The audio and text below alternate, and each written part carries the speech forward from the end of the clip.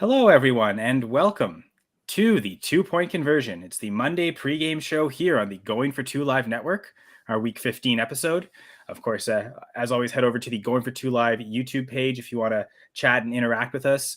I'm Kyle Senra. I'm here ready to talk some fantasy football. Gladys is here as well. How are you doing, Gladys? Hanging in there, Kyle. How are you? I'm doing well. Your Steelers got the win, so obviously I'm hoping the Packers do the same. How are you doing, Gladys? I think the Packers will have the win tonight. Okay. Yeah. Okay. Guess we're already getting into the prop bets. Well, actually, maybe not really because they are favored. So just thinking the win might not cover the spread, but we'll touch on that at the end. Of course, every Monday night we always touch on the Monday night game prop betting for both the game higher, lower on the over under, and also we'll get into some player props as well. But before all that, we'll talk fantasy football injuries because every week there's tons. And as every week, we always have the great expertise of Dr. James Ferretti, author of the incredibly awesome fantasy football book, Injuries Suck, but Your Fantasy Team Doesn't Have to. This book definitely doesn't suck. It's awesome. And Doc's advice is great. So, Doc, good to see you. Glad to have you on. Hi, guys. Good to be here. It's just the three of us this week. We don't have Discord Dan. He's, I don't know, he's swirling in a European vacation, I think. So wow, nice. So about wolves and hunting. If you're watching wolves, sleeping with wolves, I don't know. If you're watching on the replay, Discord Dan, have a good time. We're gonna try to hold it down for you. Is he in the chat at 1 a.m. I guess not. Maybe he does want to sleep. Probably not. Oh, Dan, so disappointed. Dan did send us his props though, and so we'll definitely have that all covered. We'll touch on all that as we get to it. But was there anything before we get into the injury talk that either of you wanted to discuss? Jalen Hurts, like Jalen Hurts injury, or just him as a performer, like a fantasy football god? It seems. Him as a fantasy football god, him as a potential date mate, and then him as his injuries. Doc can do it all. Yeah. Okay. Well, before we get to Doc's injuries, Gladys, did you want to say anything about Jalen Hurts then? Besides that, I love him and he's smoking hot, even though he plays for the Eagles. No. I mean, I'd agree. He is smoking hot. I love having him on my fantasy teams too. So the smoking hot fantasy points definitely. I got beaten by Jalen Hurts this week in one of my fantasy leagues, and I don't care. Devin, okay. I'm okay with it. I'm okay with it. Devin on the Thursday night show eliminated me from the playoffs, me having to go up against Hurts. I think there's another league that's still up for grabs tonight. I don't know if we'll touch on that a little bit, but also went up against Hurts. So while I had Josh Allen, it's like, yeah, this is great. And it's like, oh, wait, I'm playing against Jalen Hurts. Jalen Hurts. Yeah. It's okay. There is something that I wanted to talk about before we got into injuries. And right. As you know, and as the audience probably knows by now, I'm a Las Vegas Raiders fan, and it hasn't been a great ride this season, to say the least. However, I don't know if it completely makes up for the tuck rule game because the stakes are significantly different. However, it does give me a little bit of appreciation for the fact that the ending of that game will live on in infamy for the Patriots organization. I think they're going to be showing highlights of that for the next 50 years. And I'm here for it. It's like, I just want to know, they've had so much success for the last 25 years or so, just for them to just have just a little taste of the horrific embarrassment that you had to endure by watching the highlights of, teams getting beat by the Patriots, especially the Raiders, back in the tuck rule game. What makes it so astoundingly horrific is that it was tied. They could have gone into overtime. It wasn't like they were going to lose the game. I was like, what is happening? I really thought that the score was wrong, that they were going to lose. I'm like, why are they doing this? And then I was like, oh, I don't care because they lost on that play. And Chandler Jones face planting neck was the best thing. That was rough. That was the best part of it. You got it was back in the 90s when you get posterized, right? When you exactly. There would be Michael Jordan dunking on you. There's going to be a poster of Mac Jones or an NFT of Mac Jones just getting pile driven into the turf by Chandler Jones, and his arms are outstretched flailing. It was. I think that's not going to be great for him. But I want to see a frame where it's you can see Jones and Jones, both the Jones names together. Yeah, exactly. Awesome. Clearly not the same person, not the same position. But Doc, as a Raiders fan, because I've heard, listening to Terry Biggs on the Full Press Raiders podcast, sounds like Chandler Jones has been completely disappointing this year, hasn't really contributed significantly in any way at all, and then goes and wins them the game, right? So it's like ultimate redemption story. It's worth every penny they paid him this year, which is a lot on that contract. Yeah. I mean, to be fair, there's a long list of people who haven't really performed that great this year. It's kind of been a team effort, but they have won. I think it's like they've won 5 out of their last 6 or something like that. Yeah, one loss since Derek Cry card in the press conference. Yeah, I said that wrong. There you go. I mean, so it's very reminiscent of last year too. Like they looked dead on arrival. I think they were like 6-10 or something like that. And no, it couldn't have been. But they were like 6-8 or something like that, and then they ended up like going on this crazy run. I'm not saying that's going to happen again, and the playoff picture in the AFC looks significantly different, but at least for the last month or so, which is in very stark contradistinction of the first 2 months of the season, it hasn't been quite so painful to be a Raiders fan. So I'll take it. So would you rather them have lost these games and Josh McDaniels has a chance of being fired, or them having this win streak and Josh McDaniels will be around next year? I mean, I'd rather have them win because I don't think they were going to fire Josh McDaniels anyway. Like, I don't think they can afford to. It's like, I think they're paying like 3 coaches right now. And if they had to hire somebody else, it would be 4 coaches. It's like sooner or later, Mark Davis is going to run out of money. I mean, we definitely know he's not spending money on haircuts. So I think he's kind of cut the budget to the bone as it is. So I'll take the wins, because you never know. You never know what could happen. And I'm not completely out on Josh McDaniels as a coach. I mean, he definitely hadn't shown much for the first 2 months, but all growth isn't linear like we talk about. So maybe he is finally kind of getting acclimated to being a coach. There'll be some hope for the future, but we'll see. So Doc, I was curious. I just went back and looked at the Raiders 2021 season. They won the first 3 games this season and the last 4. So there was a middle stretch where they went 3-7. Yeah. So just like riding the waves, right? Yeah, they were absolutely brutal, but we got there. All right. So I got a question here from Gerald. So thank you, Gerald Drackley. Is that an L or a J? It's a J. That's a J. Yeah. It's a J. Man, I need glasses or something. Oh, wait. Hey, guys, I'm down by 32 with 1 flex spot left. Currently, AJ Dillon is in. But whatever options or waiver options are, Cam Akers, Van Jefferson, Tutu Atwell, etc. Who has a shot at getting 30? Thanks. I mean, I would say it's AJ Dillon, right? If he can score multiple touchdowns, I don't see huge touchdown advantage really from any running backs. It might be through the passing game, really, of Aaron Rodgers only. So I don't think just stick with Dillon. Yeah. I can. I think the Cleveland connoisseur, as Dan coined him, said it perfectly. I don't think those guys will get 30 combined. So, wait, when did we start calling Jamie the Cleveland connoisseur? Well, Dan did. Oh, I guess it isn't technically we unless you start doing it. Then it's just us that start doing it. Maybe you didn't recognize it because it wasn't in his accent. The Cleveland connoisseur. I think he calls him that on his Friday show or Wednesday last week. But the B Leagues pick him. B League pick'ems. Okay. B Leagues pick'ems. That's what I appreciate most about you guys. B's Leagues picks. I'm in the Letterkenny mood. What can I say? And I misinformed anyone. I actually did make it through the playoffs in Scott Fish Bowl. I mentioned last week I was down outside the top 1,000. Kyle's a snake in the grass. He was like, "Oh, I don't think I made it. Oh, surprise, I did make it."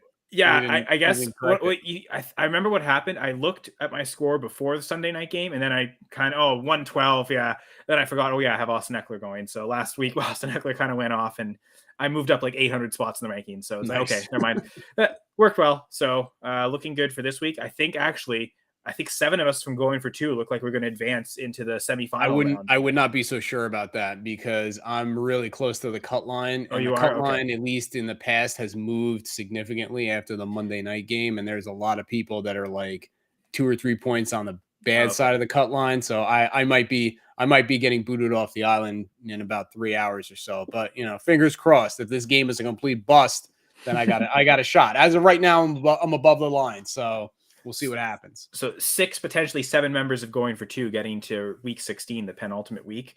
I believe I'm the only person from my division to make through. There were 4 of us in the Letterkenny division entering this week. It seems like I'm the only one that will make it through. So Nice. gotta rep the Letterkenny a little stronger. Congrats. So nice. But yeah, we can start talking about these injuries, Doc. So Yeah. I guess we already started talking about Jalen Hurts. Do you want to continue the conversation? Yeah, we might as well start at the top. So this one was kind of late breaking. Adam Schefter broke it, I think, a few hours ago. If we cannot say his name ever again on our show, can we just say AS? No kidding.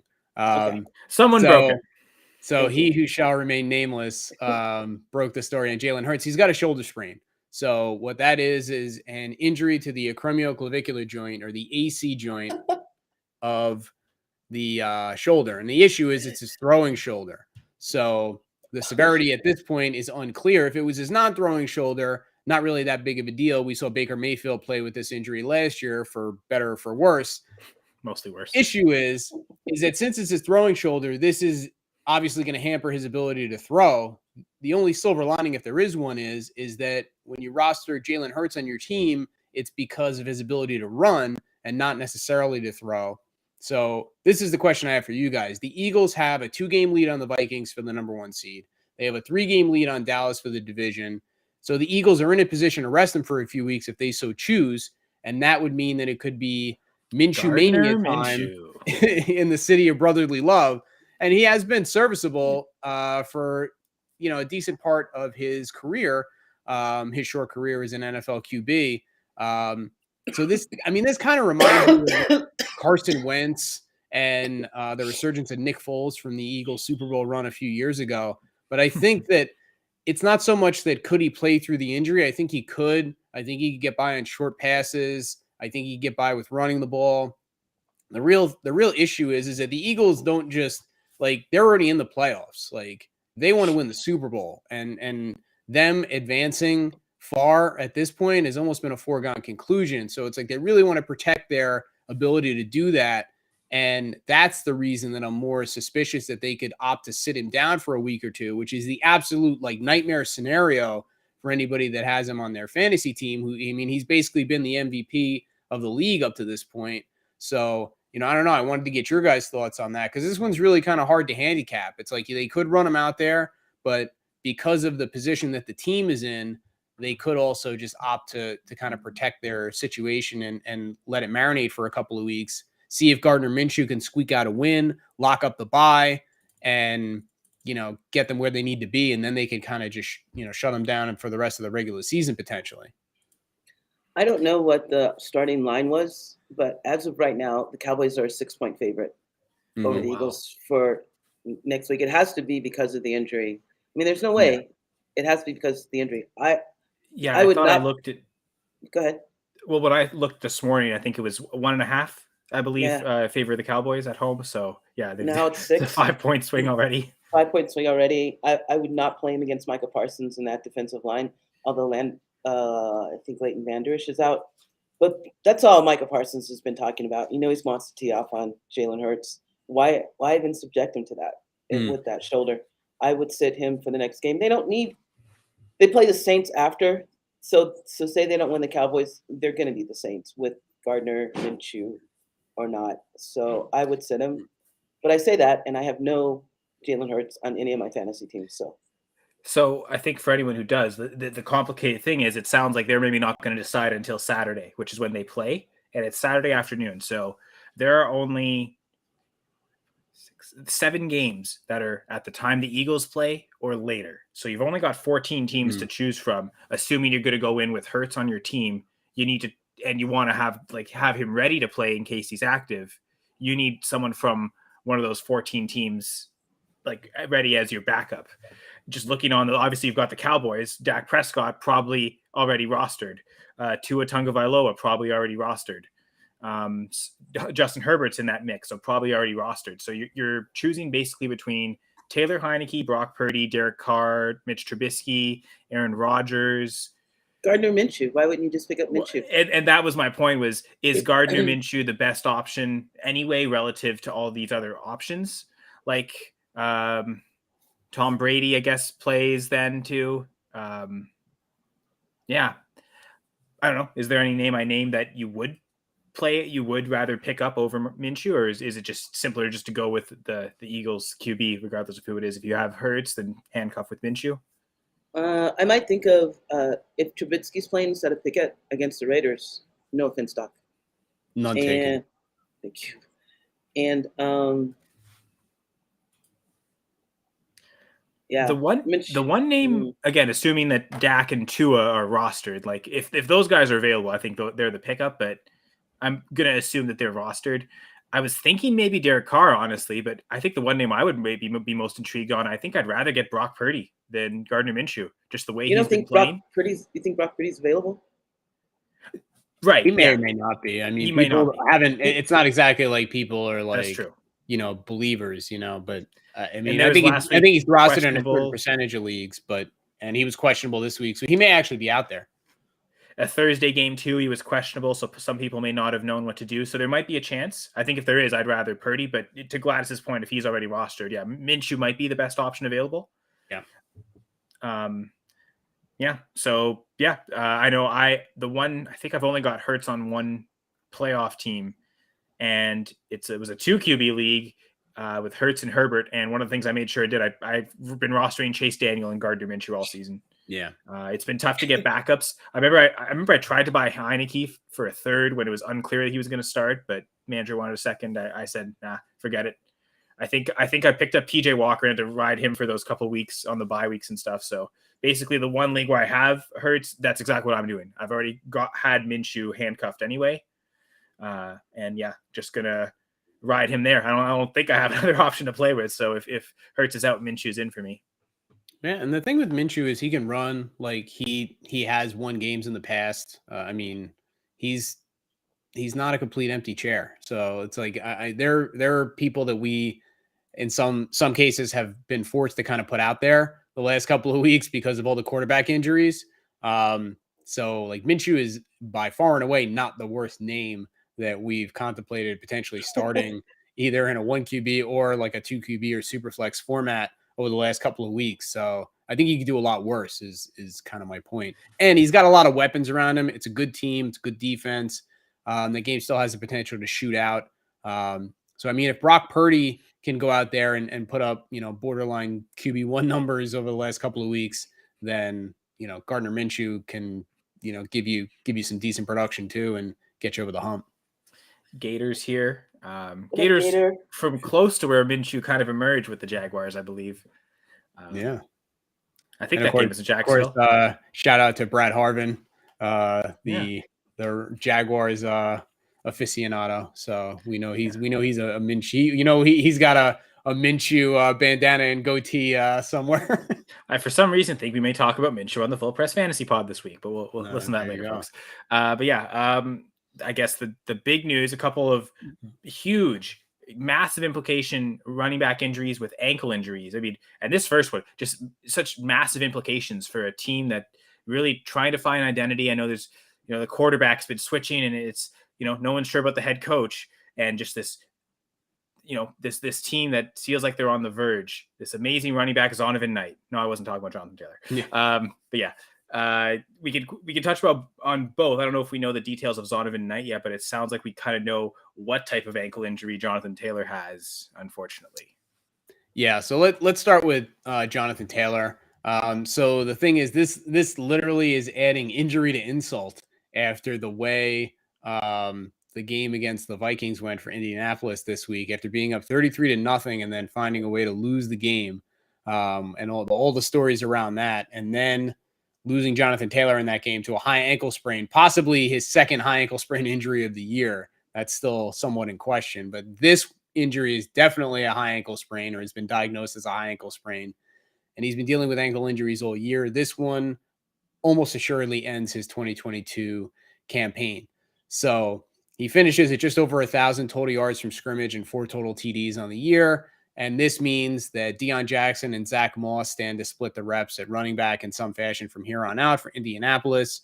So I have one thing, and then I'm going to kick it over to you guys. So if you guys will hearken back to the beginning of the year where people were deciding whether or not to take Jonathan Taylor with the first overall pick, and there's lots of valid reasons to do that. But one of the reasons that I kind of heard bandied about was, well, he's less likely to get injured than whomever. Christian McCaffrey was typically the other guy that was going in that conversation. And the thing is, I just want to point this out. Taking Jonathan Taylor was not a bad pick if you took him with your first overall pick. However, if you took him because you felt like he was less prone to be injured, that's a bad process. And it didn't work out this way. There was no guarantee he was going to get injured or not. But I hope that the point is, as an injury analyst, the lesson that I could try to impart to the audience is football is a dangerous sport.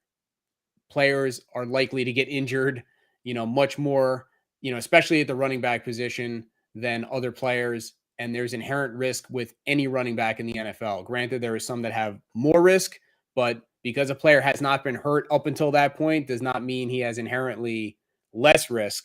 It's just relative less risk, but there's still significant risk associated with that. So the point is that evaluate the players based on their upside and based on what you think they're going to do, but don't fall into the trap of saying, well, this person hasn't been hurt, so therefore he's less likely to get injured. It's just a bad process, and it can lead you down the road to ruination, as we saw this year. I'm sure everybody that took Jonathan Taylor with the first pick is probably, if they could go back and do it again, the vast majority of them would take either Christian McCaffrey or Justin Jefferson with the which is what the Cleveland connoisseur did, not Nick Chubb, strangely. But yeah, Jamie was apparently ahead of the curve there. Yeah. So there you go. So that's, if you can learn something from, injuries happen and, you have to pivot. That's just the nature of playing fantasy football. But if you can learn something from, when these things happen, then that's how you improve and that's how you get better. If you just keep making the same decisions over and over again, then you're kind of, going to stay stagnant. And that's not what it's all about. Certainly not why I'm here to try to help and try to educate. So that being said, Deion Jackson and Zach Moss, who do you guys like going forward? Well, I'm thinking that if you took JT and you played him, you're probably not still in the playoffs. Well, you never know. I mean, somebody else could have. I am speaking for myself. That, got hurt. Sorry, Gladys. Stranger things have happened. Yeti played Kyler Murray and he advanced. So go figure. Yeah, I didn't play quarterback and I advanced, but I wasn't playing anyone who had Jonathan Taylor. I wouldn't pick either of them to go through the rest of the playoffs. Indianapolis is too. That offense is just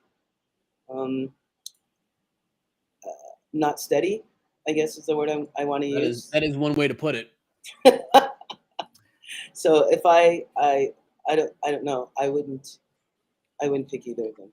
You might go to another team's backup running back that's available as opposed to have to take a Colts. Maybe Michael Carter or someone on the Jets where I know they're going to run the ball. Yeah. If Zonovan's not playing.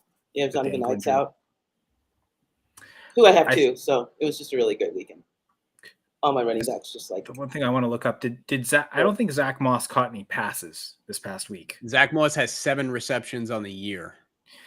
So I think 6 of them were in the first game when he might have still been on Buffalo. Yeah, I think that's with Buffalo. I don't think he's caught passes with the Colts. And I think Deion Jackson, I think he only had 1 reception in this game. But it was for this game. He's got 21 catches on the year. Yeah, so I think and a lot of that came in the games when Jonathan Taylor was missing. So if I had to pick one, I think it would go Jackson because it seems like he'll be on the field for all downs. I think they might split number of carries, but Jackson will be the pass catcher, especially if we think this team struggles. We don't expect them to be up 33-0 every game, right? Yeah. So assuming that, you'd probably want the guy who's going to be on third down because they're going to be behind. Now, just to continue the Jonathan Taylor conversation, Doc, was there more risk with Taylor, though, last year than most running backs? And this is something I had heard, a kind of a narrative. The 350 touch season. Is that something that we really should be weary of? And I looked last year, only 2 running backs hit 350 touches. Jonathan Taylor, Najee Harris. Largely disappointing seasons for both. And I think it was Derrick Henry the previous year. And he was not disappointing before he got hurt in 2021. Amazing. He was the RB1 for the first 8 weeks of the season and then went down, but still that had the 350 touches the year before. So do you think that accumulation made it, he was a bigger injury risk than McCaffrey, who, he'd injured the year before, but clearly did not hit that 350 touch plateau. Like, for instance, he did, I guess, in 2019 before the 2020 injury season, right? So there's kind of maybe some evidence to point that the 350 touch season, it doesn't look great for the running back the year after. Yeah, I think it's something to point to, but I think there have been times where players did go over that threshold and then they were fine, or they were at their usual level of, high level production. So it's like you can keep pointing to it, and then eventually, Father Time's undefeated. So eventually you're going to be right. Either you're going to get lucky in the, quotation marks, and the player is going to get hurt. So it'll point to that, or the player will continue to exceed expectations for so long, and then eventually we'll have a down season. And then you can say like, aha, I knew it was going to happen. So, the short answer with that is I don't know. But the thing is that, what I want to come back to is that if you took Jonathan Taylor, you got unlucky. Like I don't think there was anything predictive where you could say that you knew like the coach was going to get fired. They were going to have a quarterback carousel. Like the O-line was going to be much worse than it had been. The O-line was not going to play well. Like he was going to get hurt, like all these things, like this confluence of things. Like, I don't think you could really predict any of that. And we talked about it a few weeks ago about retrospective bias, how these things only become clear in retrospect. Like if Jonathan Taylor goes out and has 2,000 yards from scrimmage and scores 15 touchdowns, then there's no smoking gun, so to speak, to say, oh, I knew he was going to have a bad year. He just kind of defied, all the expectations, and everything that led up to him being the number one pick played out, and he has this amazing season. And conversely, with Christian McCaffrey, if he ends up pulling a hamstring or hurts his knee or something happens and he doesn't have a good season, then everybody can point and say, oh, see, I knew he was going to have a bad year. That's why I didn't touch him. But that didn't happen. So I think that sometimes you can have a good process and you can just have bad luck. And if that happens, you're most likely not going to be happy with the result. And I think that's what happened with Jonathan Taylor this year. That being said, going forward, I think, he probably drops to, middle of the first round in redraft leagues next year, maybe the end of the first round in some cases. And, I would be in on that, because everything that, made him be potentially the number one player in football, like he was last year, is still in play. And with a little bit of luck, he could be right back there. So that's kind of the way that I see it. I guess looking forward on those touch leaders, Josh Jacobs currently has 291 carries, 46 catches. So that's 235 touches so far, or sorry, 335 touches. So just a couple weeks away and he could probably hit that 350 mark. So I think we could have made right now, Josh Jacobs is the RB1 in fantasy in half-point PPR leagues. He's scored the most, more than Eckler, more than McCaffrey, more than Derrick Henry. I don't think anyone's going to draft Josh Jacobs as the RB1, so maybe that's one where people are already going to be wary of anyway, but it does seem like a year to maybe just be a little worried about Jacobs. He might be someone to really sell high on either right now if your trade deadlines aren't going and through a playoff push, or early next season before the draft when people are still his RB1, and we'll see if he finishes that way, but his close to RB1 season, if he doesn't, is still fresh in people's minds. So I think in redraft too, it all depends where he lands. Like you have so many running backs that are going to be behind different lines this year. So he may not even be a first round pick, right? Yeah. Yeah. Derrick Henry at 296 carries and 30 receptions. So 326 touches. So he's right behind. So, and just for some food for thought on those players, but yeah, definitely something to consider. And Gladys, to answer your question, I guess I actually did survive a league with Taylor getting hurt and still making it to the playoffs. It took literally every point Taylor Heineke scored. I think I won by like 1.6. So like those 15 points he scored on Sunday night, that was every single one of those points was necessary. So if he fumbled a third time, I would have lost. So thankfully that didn't happen. But yeah, as someone like on that team, I already did have Deion Jackson, so that might be someone to naturally just plug in the lineup. But to Gladys's point, I might look elsewhere. I think I also do have Michael Carter on that team, so if Zonovan Knight's out, that might almost be the preferred option. But do we know much about Zonovan Knight, Doc? No, so we know he has an ankle injury, unknown severity at this point, although they're saying he does have a chance to play. I don't know how much stock you put into that. The real confounder is that the Jets play on Thursday against Jacksonville.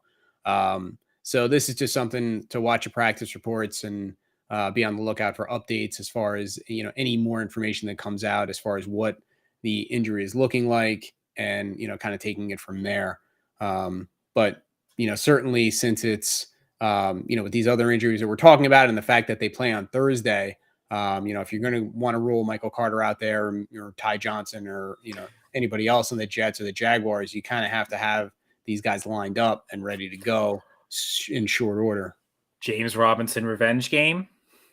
Yeah. I mean, the thing with him is he's been he's been a healthy scratch. So, I mean, do they just get him for insurance and, they were happy with their in-house pieces and, do they even activate him? I don't know.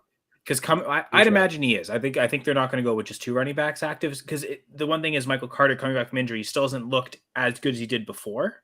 Mm-hmm. So but to that point, even though he hasn't been 100%, as soon as he was able to, they made him active over James Robinson. So kind of shows where their priorities lie. Yeah, I think you named the name, Doc. I wonder if Ty Johnson might actually be, because he's the healthy one right now. When Michael Carter first went down in that game initially, he was getting more touches, and then Zonovan Knight kind of split it later. And then the next week they kind of went more to Knight fully. But I do wonder if that initial plan when Michael Carter went down, that next man up was supposed to be Ty Johnson for them all year, kind of what they viewed as their third running back most of the season. I wonder if that's the guy they go back to, and because he seems like he's the healthiest one out of the bunch right now. So I'm going to see in that league if he's actually available and play him instead of Michael Carter. I mean, it's definitely at this point, like a lot of these speculative pickups, it's good to either, grab these guys just in case like injuries pop up in the middle of the week or, somebody gets sick or, something else happens, but also to keep them off your opponent's roster because they're dealing with injuries too. And it really can be a fine line between having to play somebody, who can get you something and having to play somebody who could potentially get you, virtually nothing. And sometimes that's what you need to, help put you over. So, that's also, if you have a kind of a dead spot on your roster, you have somebody where you're like, okay, this guy's definitely not going to play. I've seen the ceiling.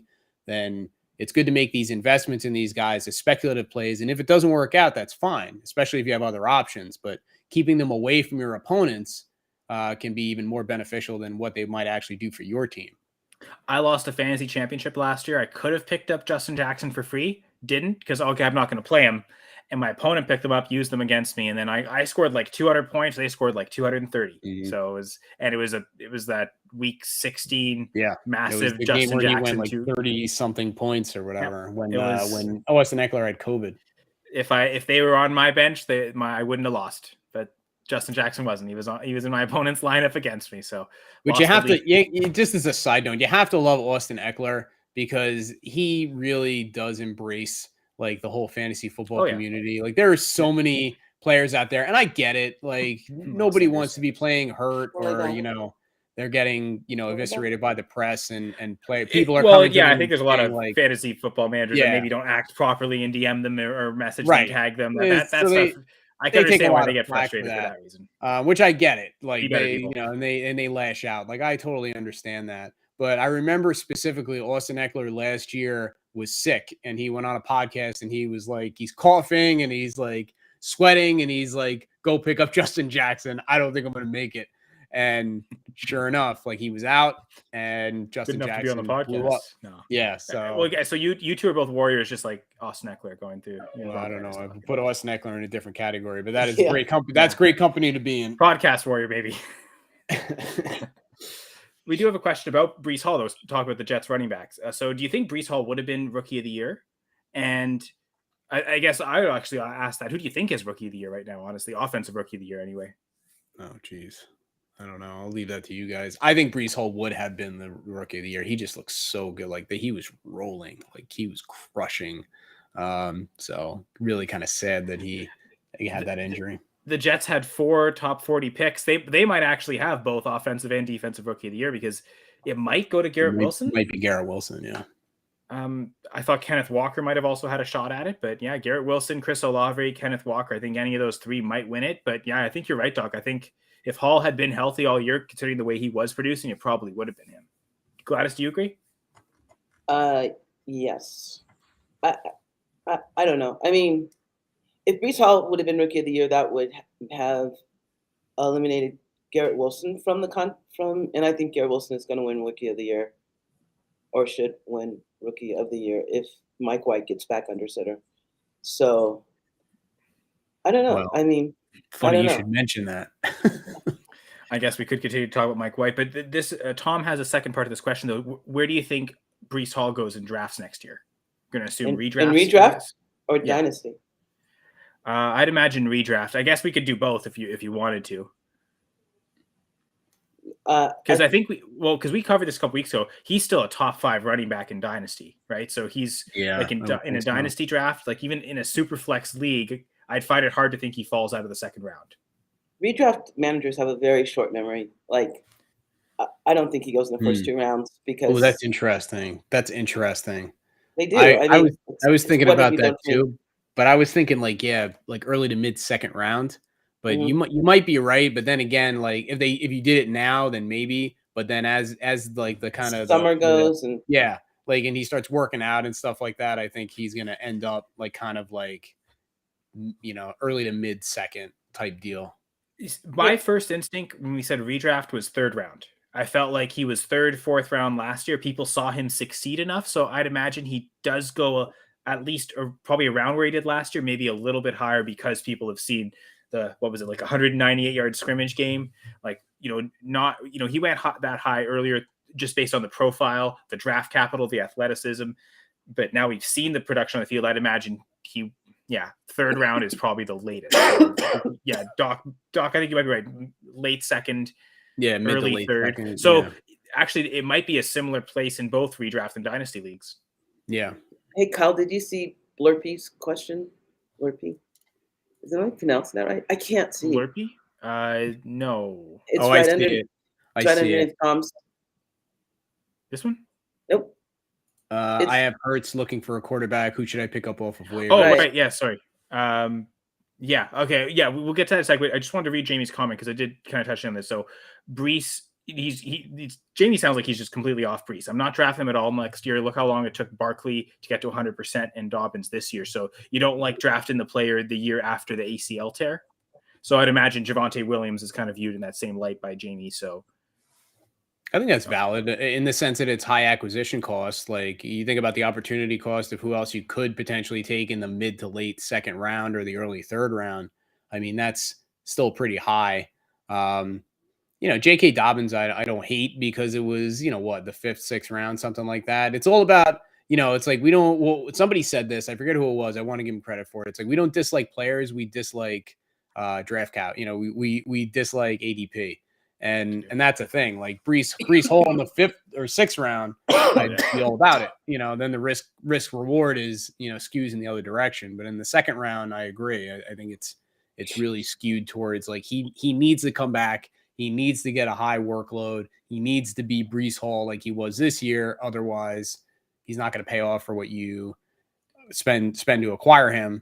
And if you're playing just in redraft, then it's not going to work out most likely. If you're playing Dynasty, you might have a different view, but that's kind of, one way to approach it. When you say late second, I'm thinking, okay, what does that team in the first do in the first place? I could see a lot of teams going Justin Jefferson, Jamar Chase, Travis Kelce with those first picks. If you're not taking a running back and you want to go running back in the second, are you taking a running back coming off the ACL tear? That's probably where it gets really tough. Yeah. I could potentially see a team going McCaffrey. I'll double back with Hall. I want that upside. I could maybe see that working better, but I think especially drafting Hall as your RB1 would be really tough. Yes, indeed. So back to, okay. So we, Blurpy, we did kind of talk about this. It's funny. We named some names from there too. Although one name's omitted. So that's interesting. But they have Hurts. So they want to know what to do, who they should pick up off waivers. So Aaron Rodgers, Jared Goff, Brock Purdy, Mike White / Zach Wilson against the Jaguars, or Minshew himself.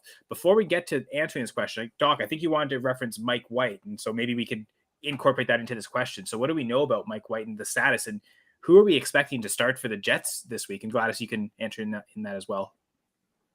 Yeah. So with Mike White, we talked about this last week where it was like he was still being evaluated and the doctors turned out they wouldn't clear him. And then it comes out later, like we talked about might happen. Turns out he has multiple rib fractures. So he has multiple broken ribs, which is new as far as what we knew this time last week. So he missed week 15. He's expected to miss week 16. And honestly, this could be it for him this year, especially if Zach Wilson continues to play well, even though the Jets, they lost to Detroit this week, right? Yep. Yeah, so it's close. Not great. It was a 3-point loss, but yeah, it's not great that they lost, but he looked a lot better, at least statistically. He still missed some easy throws and things like that. But like we talked about last week, and we were kind of putting it out there that they might not go back to Zach Wilson because of, that it could cause disruption and things like that. But because he's such a high draft capital player, he's going to continue to get chances. And if the Jets are, in games and they're winning games, Mike White with multiple broken ribs, it's going to be tough to run him out there. So, it really is a big question mark. The issue is the Jets want to win. And with Mike White having broken ribs, he can play through that. It's really more about the issue of the concern for the player, because the problem with having broken ribs, especially if they're separated, is it's like having a bunch of sharp sticks on the inside of your body. And the reason your ribs are there is to protect your internal organs. So if you take contact of the ribs and you push the ribs in, then you can injure the internal organs. So you can actually slice your liver, your spleen, your kidneys. All sorts of really, bad stuff can happen after that. Internal bleeding, damage to the organs, things like that. Nothing good. So your ribs need to be intact, and there's not really a whole lot you can do other than put a flak jacket on and tape them up. But you're basically taping them up and sending somebody out to go and get into a bunch of car crashes. So that can really cause a lot of issues. So it's not really an issue of can he play through it. I know he can, but the doctors won't clear him because of the risk of him having a severe injury if he takes contact and if his internal organs are injured. So I really don't know how they're going to play this. So that's kind of where we're at. But I do expect him to miss. I do expect Mike White to miss Week 16. So if that enters into your decision-making process at all, whatever you think about Zach Wilson, that's what I think should come into play, at least for this week. And then the other quarterbacks you mentioned, Aaron Rodgers and Jared Goff, they seem like good options to me. And those other ones aren't terrible either.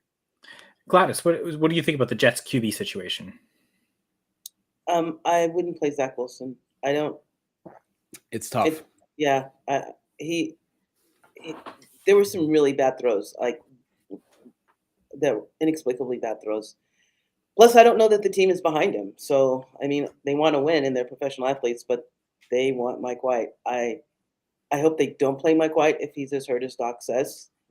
But I wouldn't count on Zach Wilson to win me any fantasy football. I know that I know the narrative on Goff is that he sucks on the road, and he does. But he had a decent game this last week. Like he didn't throw an interception. He was only sacked once. I think he only threw for less than 200 yards, but he was serviceable, and he's got a better supporting cast than these other players, as far as wide receivers. And I think. Sorry, I'll let you finish, Gladys. I was just going to say that, with the exception of CMC for Purdy, because isn't there someone out on that? Debo. Yeah, Samuel's out. Debo Samuel's out on them, and Dallas's front line is just really stout, and they've been focusing. There's an argument that they messed up that Jacksonville game because they've been focusing on the Philly game. I like Minshew, but I just don't think he's going to survive that defensive line. I like Goff. They have to win. They're still in the playoff hunt. He's got Amon-Ra. He's got DJ Chark. He's got Swift. He's got both Williams. I think his supporting cast is better. So the one thing that, again, complicates this, referenced this earlier, Blurpy, is the timing of this. The Eagles play later on Saturday, and most of the games are Saturday this week. There's 3 games Sunday and then the one Monday night game. And I think the 4 o'clock window Saturday afternoon, I think there's only 2 games happening then. So I mentioned it earlier, there's only 7 games that play either when the Eagles kick off or later. So if Hurts is truly questionable game time decision, what you probably want to do is have someone that's playing then or later so that you can, if Hurts plays, you can play them in, because it's like pivot. Yeah, that's a really good point. I think I still would go with my guy anyway, but I think my second choice, regardless of timing, would be Goff, and I agree with Gladys on that. But the only complication is if Hurts is truly a game time decision, you're not going to know if he's playing or not by the time you have to hit submit on Goff, like in terms of in your lineup.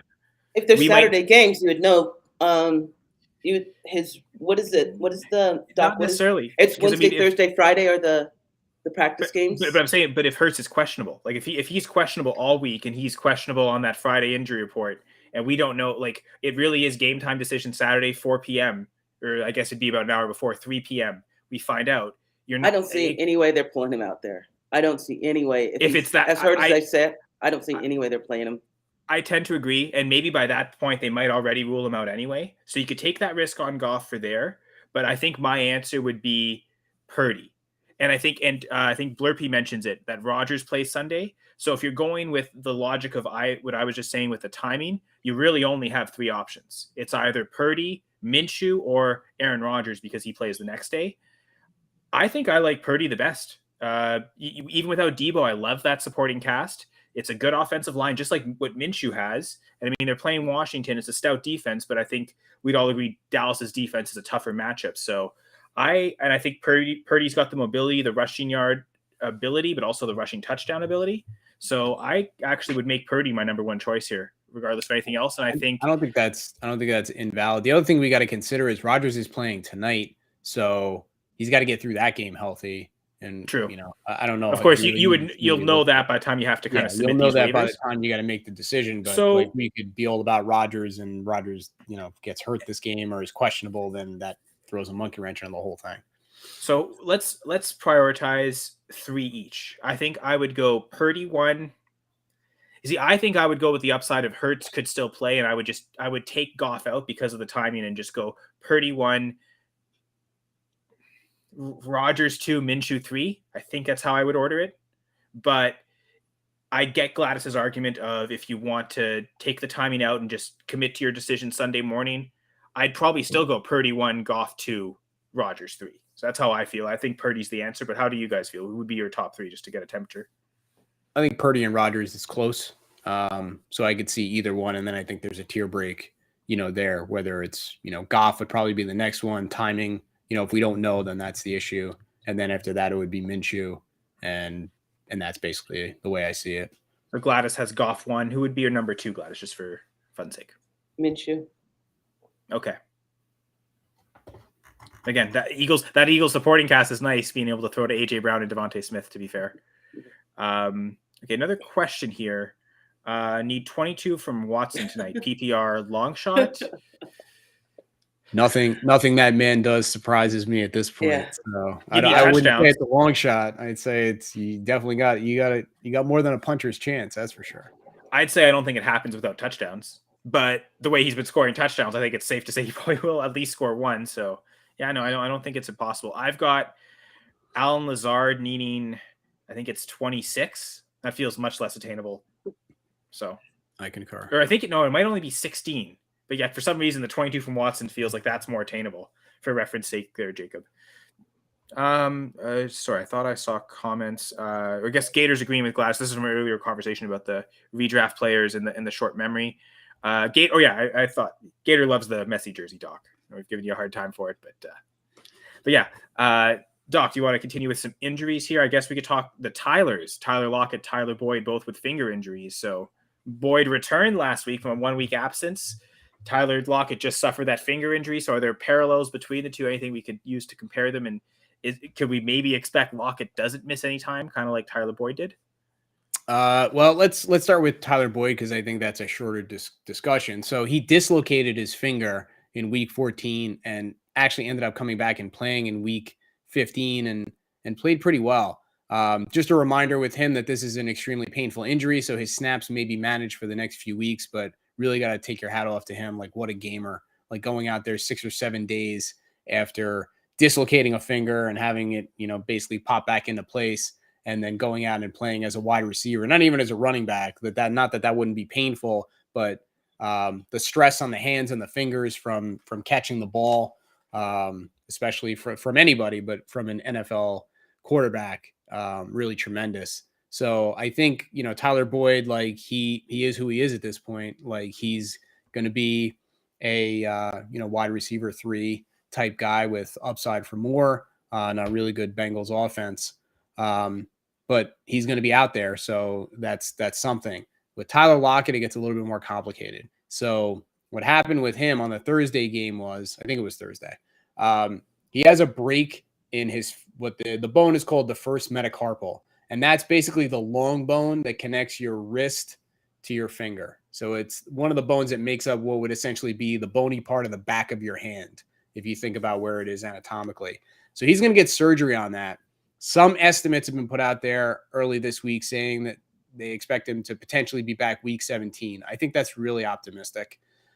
I think he could be available if the Seahawks made the NFL playoffs, but I think you got to plan to be without him for the rest of the fantasy playoffs. And if he does make it back somehow, some way in week 17, then that's gravy. But I don't think you can count on that in any way, shape, or form at this point. Marquise Goodwin would slide into the number 2 spot along DK Metcalf this week versus Kansas City. So that's, some potential for upside there. But I think this is it for Tyler Lockett for the fantasy playoffs, unfortunately. I almost wonder, Seahawks-wise, does this mean more targets for the tight end? Do Noah Fant and Will Dissly become more playable, and are they maybe the bigger winners as opposed to Marquise Goodwin? I suppose Goodwin will have to just be on the field. They have to play 2 wide receivers a lot of the time. I don't think they're going to go to like the old 1 wing back set and just DK Metcalf. You're playing 99% of the snaps, and Goodwin you're playing 20. No, I don't think that's gonna happen. So he'll be out there, and I mean, the players we like them that run routes and play snaps. That's what we chase, and that's what eventually lead to targets. So yeah, just a tricky situation for Lockett managers.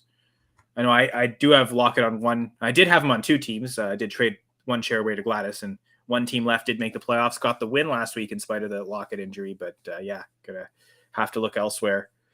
I guess technically DeAndre Hopkins is the wide receiver 1 on the team, so at least that's don't have to replace him there. But yeah, it's that again we talked about it earlier with who we're talking about with Jonathan Taylor being injured, rather than just go with a member of the Colts backfield. There may be some other opportunities. We talked specifically about the Jets to just take advantage of better offenses, better offensive lines, as opposed to just having to replace the player on your own team. If you lose Locke, you don't necessarily have to pick up Marquise Goodwin.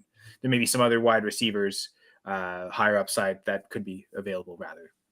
Yeah, unfortunately, this is what it's all about. The fantasy playoffs, like it's all about managing, these injuries that come up.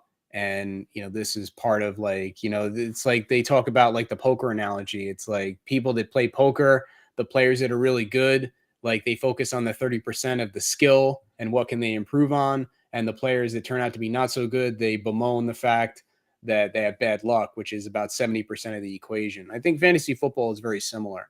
And I think this is one of the things where it's like managing injuries late in the season and getting guys in there that at least can be productive into your starting lineup is a skill. And everybody's going to have injuries, most likely. Some are going to have more than others, but focusing on, I got unlucky and, this team didn't do well because these guys got hurt. Like that's one way to approach it. But I think another better way to approach it is what can I do about it? And how can I manage these things? Because most likely everybody else that's in the playoffs is dealing with them too. So what can you do to differentiate yourself from that? And kind of taking these things into account, that can be what puts you over and, gets you to the next round or gets you that title. Is it Cam Akers season yet? Asks Gossard. We're still waiting. Packers Swiss cheese defense might allow him to be good. I mean, he did have that one game where he had 2 touchdowns, but I think the yardage was low, so a little lucky in that sense. But yeah, hasn't been great for Cam Akers since the Achilles rupture last summer. All right, so we're getting close to the witching hour. You want me to rapid fire it, and then we'll get into the Monday night game? Okay. My favorite movie of the week. Here we go. So Ryan Tannehill, ankle injury, severity unclear. They're in a dogfight this division, so Tannehill and the team are incentivized to push it. Just watch practice reports and be on the lookout for updates. Malik Willis would get the start if Ryan Tannehill can't go. Colt McCoy, concussion. We know the story at this point, especially in the post-Tua NFL. It's unlikely he plays in Week 16, most likely leaving Trace McSorley and or David Blau to pick up the slack for whatever that's worth. Russell Wilson, still in the concussion protocol, so we have to see, although there is optimism that he is able to play this week, but no guarantees. Brent Rippon was efficient, if not spectacular, in his absence, 21 for 26 with a touchdown and an interception. Lamar Jackson with his PCL sprain, missed weeks 14 and 15. Return week 16 is still a conservative estimate. He could be out longer, but Huntley has been bad, and they're 1-1 without Lamar, including an ugly loss against the Browns this past week. But then being 9-5 gives them some breathing room, so still remains to be seen. Is he going to be out there? Kenny Pickett in the concussion protocol still, so we have to see. optimism surrounding his return, but again, no guarantees. He's week to week at this point still. Mitch Trubisky, 17 for 22, 179 yards and a rushing TD, and he did get the W, and Deontay Johnson showed signs of life with 10 catches with Trubisky under center. Running back wise, Austin Eckler. So he left early, returned, and ended up getting the ball 12 carries for 58 yards and 2 catches on 3 targets for 12 yards. They did some early tests on his shoulder, which came back quote unquote negative. It doesn't appear to be too concerning, and he may be limited in practice this week, but we've seen these things snowball in the past. So you have to have Joshua Kelly on your roster if you have Eckler, and maybe even if you don't. Caleb Huntley, sad news there, but a quick discussion about that. Achilles injury. So the Atlanta running back on IR, his 2022 is done. Dameon Pierce, high ankle sprain, also on IR. His 2022 is done. He ended up with over 1,000 yards from scrimmage and 5 total TDs. So this does set up an interesting offseason for the 4th-round pick going into 2023. Dontrell Hilliard on IR, out for the regular season, maybe beyond. Hassan Haskins did play ahead of Chestnut this past week, but neither one played much, although much like with JT and Deion Jackson and Zach Moss, that could change a lot if King Henry were to go down. Mike Boone, keeping with the theme, on IR, season over. More work for Latavius Murray and Marlon Mack, who both actually look decent at times. Justin Wilson, hip injury, missed week 15. Injury severity still unclear, although there seems to be some growing optimism out of Miami about his week 16 availability, but we have to see him practice at least before we can have any hope of him playing. Raheem Mostert in relief, 17 carries for 136 yards, 1 catch for 20 yards. So definitely more than serviceable there. And Doc, if I can just interrupt quickly with the Dolphins, one of the things that was unclear is who was going to be the backup to Mostert to kind of have as the handcuff there. It seemed like Salvin Ahmed was the number 2 guy, not Myles Gaskin. Yeah. So just to kind of keep that in mind. But continue, Doc. Okay. So Kenneth Walker, we were optimistic that he would get back there for week 15, and he did. Play decent in a tough matchup with the 49ers, so there's a chance for a lot more versus Kansas City this week. DJ Dallas dealing with a high ankle sprain, probably out until the real-life NFL playoffs. Travis Homer is interesting. So he caught 4 passes in week 15, so he could be, in a case of emergency, break glass option in case things go off the rails in Kansas City and you're truly desperate for a running back who can at least get you something. High single digits, maybe even double digits if he's able to fall into the end zone. So that's not nothing. DeAndre Swift, we've been riding the roller coaster for months now. He had 18 touches in week 13, 9 touches in week 14, 13 touches this past week, 8 carries, 5 catches, about 80 total yards. So the risk of re-injury still looms with him, but I feel like a shutdown is less likely as the Lions have gone on quite an impressive run. But the limited touches cap his weekly upside, although at this point in the year, it might not matter. If you do roll with him, he does seem to have a floor of something like we saw in the 8 to 12 PPR point range. And then there's upside like we saw with him in week 13, where he went 21 PPR points per game. So hopefully that allows you to kind of gauge what you can expect if you decide to run him out there. Excuse me.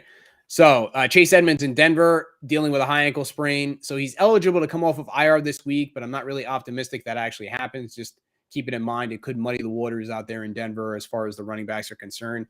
Clyde Edwards-Helaire for Kansas City, same deal. High ankle sprain, eligible to come off IR this week. He hadn't done much for the weeks prior to getting hurt. And Pacheco and McKinnon have been holding it down more than fine, but a return again could potentially muddy the waters for KC down the stretch. Khalil Herbert of Chicago expected back at practice this week, so he should slot right back into the number 2 role in Chicago. Could take some work from David Montgomery and would be a high-value handcuff if Montgomery were to get hurt. Speaking of other high-value handcuffs, if you have a free spot, some other guys to consider. We've been talking about him for weeks. You just never know when the clock's going to strike midnight on some of these guys. Alexander Madison, Minnesota, as Dalvin Cook's backup. Joshua Kelly, we mentioned. Jalen Warren as the backup for Najee Harris, and then some other guys, Justin Jackson in Detroit, Keontae Ingram in Arizona, Eno Benjamin in New Orleans, and Jermichael Hasty in Jacksonville.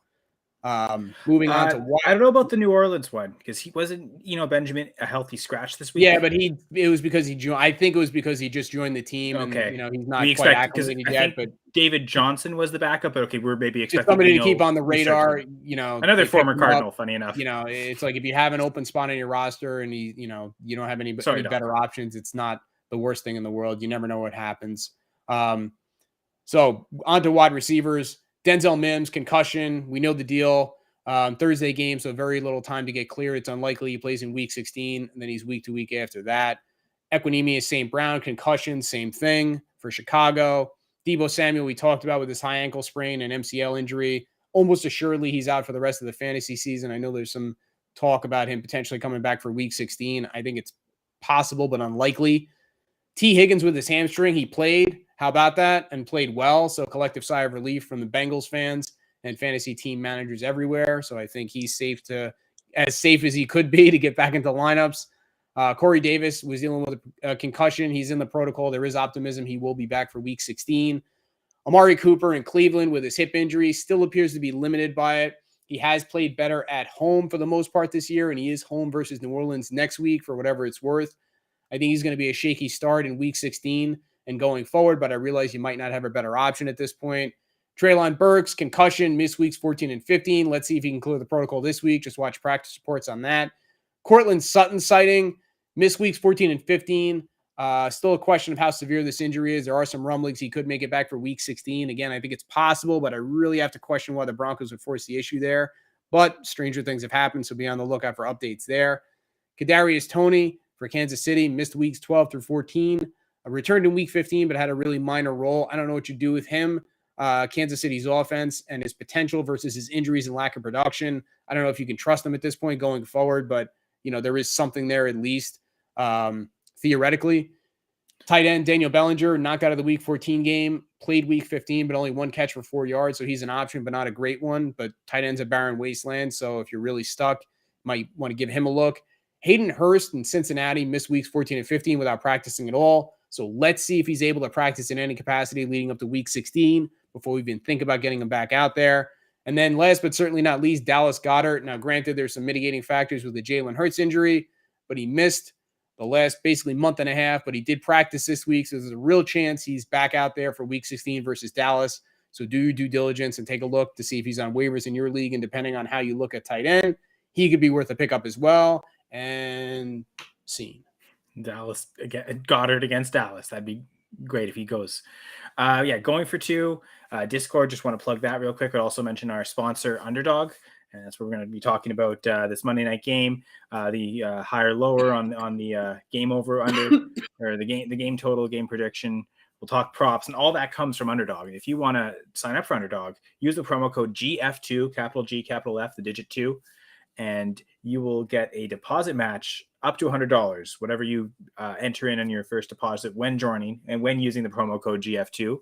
Underdog will give you that money. So if you, again, up to $100, if you put in $100, they'll give you another 100. You'll have $200 to play with and bet on things like tonight's game. The Rams at the Packers. Go Pack, go.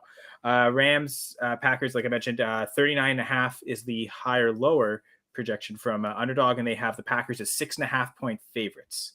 Gladys hinted it earlier. She thinks the Packers are going to win, but enough to cover the 6.5-point spread. Gladys, what do you think? Yeah, the spread's gone up to 8 points now. So I have the Packers higher. Okay. I Packers fan. It's apparently 15 degrees in Lambeau. But I don't know what that means. I'm Canadian, so yeah, 15 degrees. That's above zero, right? That's good. Actually, warm. That's actually warm for this time of year. Yeah. I think they mean Fahrenheit, not centigrade. Kyle. Yeah, I agreed. Anyway, so got rid of the caption. Right. Anyway, so Gladys is picking the Packers again. Packers fan. I'm also going to take them. My reasoning here is last year the eventual Super Bowl champion Rams lost to the Packers. And I think it was like a 2-score game going into the fourth quarter, early in the fourth quarter. I think the Rams had kind of a garbage time touchdown to make it a 1-score game. But while the Packers are a worse team than they were last year, the Rams are a significantly worse team than then. So if the Packers were able to do it last year to the team that won the Super Bowl, I think they will. It'll be a double-digit margin of victory. And if this was 8.5, like Gladys was saying, we were picking on, I'd still pick the Packers. So 6.5, I think that's a key pick for me there. Because the way I see it, the Rams are missing their 4 best players from last year. Aaron Donald, Cooper Kupp, Andrew Whitworth to retirement. And if you want to include Matthew Stafford in there, you can, which I think I would. But like not having those players, I think is going to be key. So Packers, I think, cover this 6.5 point spread. Doc, though, saying it's too high, and you're picking the Rams. Yeah, I don't know. I just call it a gut feeling. The thing is that this could, definitely go the other way. But the way that I see it is the Rams actually have something to play for in the sense that like they're kind of trying out a new quarterback and they want to see what they got. So they have some motivation to actually care about the game. And there's a non-zero chance that the Packers don't. I mean, obviously it's like you always want to play for pride and things like that. And they're at home. I think they're still mathematically alive in the playoffs. Yeah, so I'm still mathematically not eliminated from becoming an astronaut, but let's just say I'm not buying a spacesuit anytime soon. The Seahawks loss, I think, opens everything up for a bunch of teams. So I'd imagine the Packers are still in we can make the playoffs mode. So I'd argue I would imagine that could be the case, but to say that the season hasn't gone the way that they had kind of hoped would be putting it mildly, and we're all human beings. So it's like, the holidays are coming, and Matt LaFleur teams off a bye haven't done well. That's the one thing. It wouldn't be beyond the reasonable expectation to say that, hey, you know what, like maybe this wouldn't be the game where you would expect them to give their absolute 100%. But that notwithstanding, I could also see the Packers winning a close game, win by 4, win by 5. Mm-hmm. So the way I look at it is if you take the Rams, then there's 2 ways to win the game. And, there's always there's always hope, I think, or maybe not. Maybe there is no hope. Sorry, Doc. Oh, wow. You kind of cut out for a second. But you're back me again? Yeah, you're good. Okay. So anything's possible. But I think you get 2 ways to win the game if you go with the Rams. And if the Packers blow them out of the box, then, stranger things have happened. So even 2 field goals is enough, right? 6.5. That's a fairly big margin. Especially if the line's moving and it's, continuing to go in the other direction. I actually thought it was 7, but I'll take it at 6.5. I think I had mentioned I saw it up to 7, but I didn't have access to Underdog, so I didn't know for sure if we had confirmed that Underdog raised it. I can actually confirm it right now. But anyway, what you guys are talking about, high or lower, I can confirm it. Well, I think the 39.5 though has kind of remained consistent, and to me, because of how bad both of these defenses are, that was shocking to me. I think one of the easiest calls I made was going higher. I might be the only one though, because I know Dan picked the Packers like us, Gladys, but he went lower, and Doc picking the Rams and the Underdog, he also picked the lower. I didn't get yours. What are you going higher or lower on the 39.5? I picked the Packers and higher. Higher, okay. So we're both going higher. Sub 40 again with defenses that are, well, I guess in the Rams case, missing their best player in Donald, and in the Packers case, just have looked atrocious of late. I think they'll go higher. I don't think either of these defenses are good enough to hold for both teams to be held under 20. So, and then it's funny, all our props have to do with the Rams. Passing props or passing game props. We've got 2 props involving the quarterback and then 2 receiving props. So what are we starting with here? I'll go with mine because it's quick. I just seems like Baker Mayfield had eyes for Ben Skoranek. So, as you mentioned, a lot of the other weapons on the Rams are either unavailable or haven't really, lived up to their preseason expectations. So maybe there's a little rapport that's developing there. And I just kind of play off of that. So I took the Hoya on 31.5 yards for Skoranek. Somebody's got to catch the ball out there. It's funny, and if you think he's the number 1 guy, he's the 3rd highest in terms of the receiving prop lines. Tutu Atwell 35.5 and Van Jefferson 33.5. They're all really close, and not in a good. I know it's not that significant, but if you expect Skoranek to be the number 1 guy, that would be the one thing that would stand out to me, is he should be the highest in theory. So I like that call. I'm going lower, or at least in terms of lower down in terms of those prop lines. I'm taking the higher on this player, Austin Trammell. He's a rookie this year.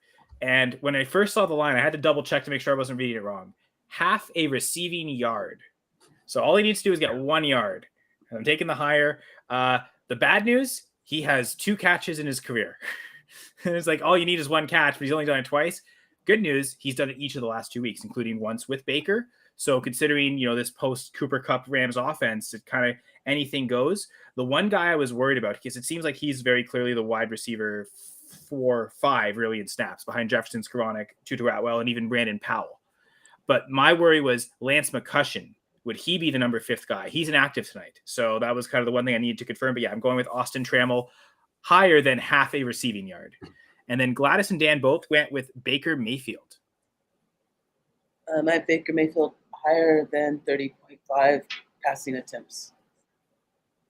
And I guess Dan went lower. He went the opposite. And maybe he could still get that many attempts and be this inefficient, but he went lower than 189.5 passing yards. So we're hitting the higher on Trammell, Skowronek on the receiving yards, Mayfield on his pass attempts, but Dan's going lower on Mayfield's yards. And one last comment here from Gothstart. I'm up 96.7 to 76.12 with Green Bay defense. Opponent has Aaron Jones and Tyler Higbee. Doesn't matter though. I'm in second. It would still be playing the same team. Okay. So at least it's low pressure. Aaron Jones getting 20 points because Higbee didn't have a 0 last week. So you might lose, but I could see that being the case where you don't lose and you carry that, and Jones and Higbee do disappoint. So hopefully we didn't disappoint here on the 2-point conversion every Monday night here on the Going for Two Live network. And I think Gladys and Doc will take over as a 2-player show, fantasy football players, of course. But yeah, I guess you two will hold the fort down and host us next Monday, which will be December 26th. I believe who's playing. I think, is it the Colts and Jets? I think.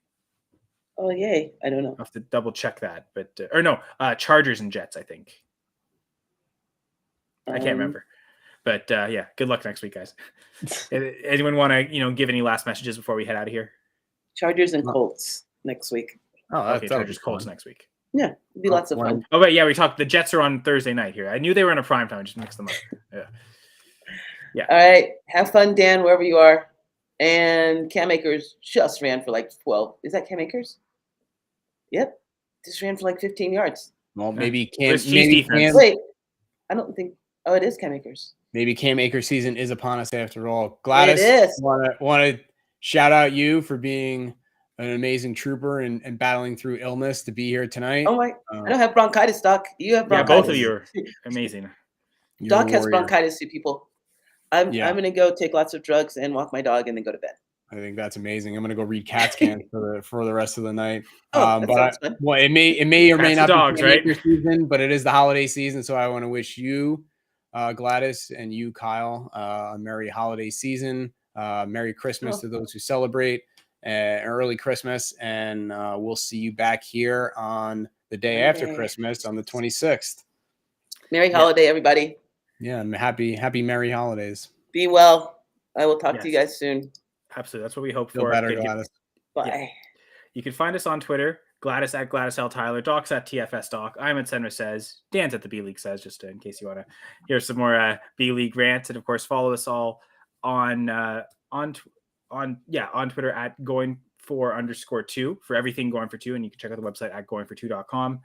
On behalf of Gladys and Doc and everyone who was in the chat, we appreciate everyone, all the comments, all the questions. I thought that was great interaction. Thank you, guys. I'll be back in a couple weeks, Doc. I'm looking forward to that, and good luck next week without me. I'm sure you'll both do just fine without me ranting and interrupting everyone, and it'll probably run smoother. I don't know. We'll see. You will be missed, but we'll try to hold it down the best we can going into championship week. So good luck to everybody that's still alive in the playoffs, and hopefully next week's show will be meaningful for you because that means you're in the finals, and it's time to go after those championships. So looking forward to it. And of course, we look forward to having you back here. If you want to join us in the chats again, check out the Going for Two YouTube page if you want to interact with us live. And until next time, this is the 2-Point Monday Night Conversion.